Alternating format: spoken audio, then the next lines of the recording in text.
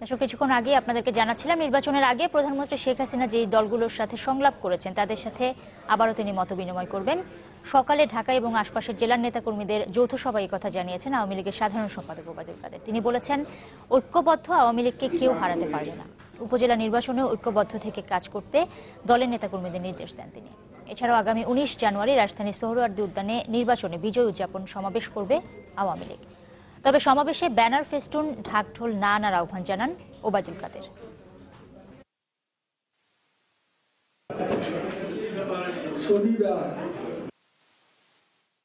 যারা সংলাপে এসেছিলেন তাদেরকে আবার নেত্রী সংলাপে আমন্ত্রণ জানাচ্ছেন, গণভবনে দাওয়াত দেবেন, একসঙ্গে সবাইকে দাওয়াত দেওয়া হবে। তো সেটা খুব শিগগিরই জানিয়ে দেওয়া হবে।